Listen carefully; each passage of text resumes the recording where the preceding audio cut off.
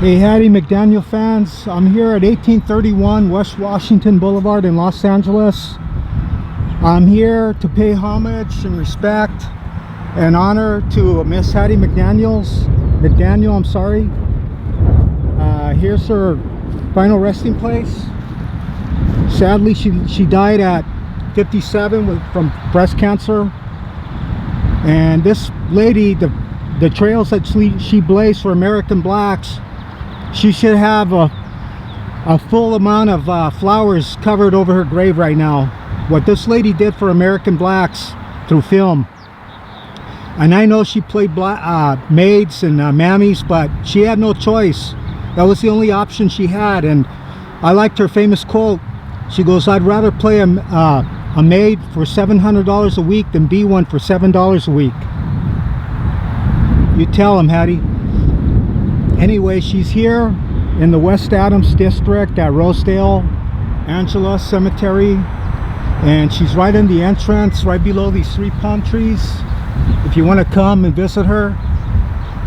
And I loved her in Alice Adams. I thought she was hilarious, chewing that bubble gum while serving Katharine Hepburn, pretending that she was rich, and Fred McMurray. That was hilarious. I love that film. And I liked how she sang in Judge Priest with Will Rogers in 1934. And she was great in China Seas with Jean Harlow and Clark Gable.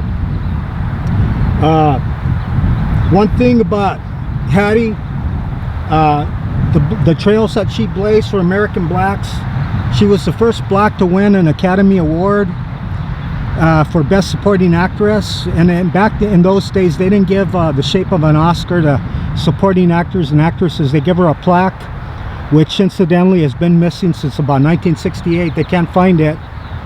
And she was the first black to sing on radio in 1931, and she was the first black to have a radio and a TV show, and that TV show was called Beulah.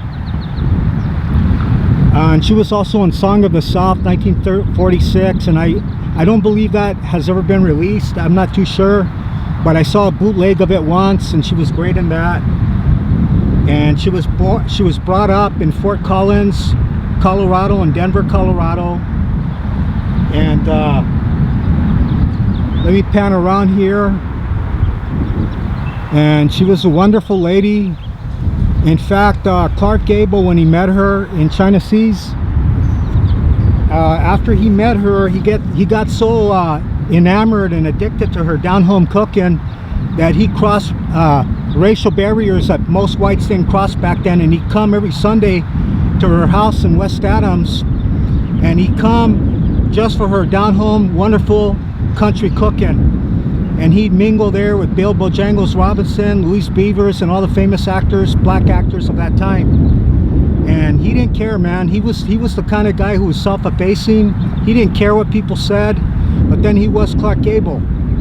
And like in the words of Clark Gable, I was just a lucky slut from Ohio. So it never went to his head. And because of that, he got to enjoy Hattie's wonderful cooking. And he loved this lady. He always came to see her pretty much until she died at 57.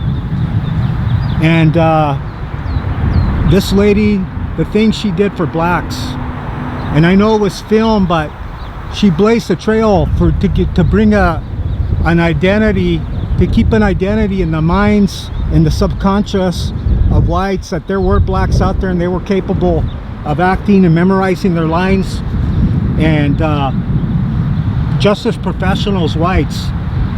So the only thing is, I'm gonna go also to the gravesite of the kid Sunshine Sammy Morrison.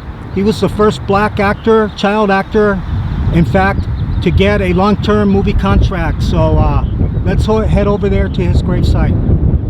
Okay, Hattie, thank you for all the happiness that you brought to America in your films and your wonderful acting, and we're never going to forget you, and hope you're in a better place, sweet angel.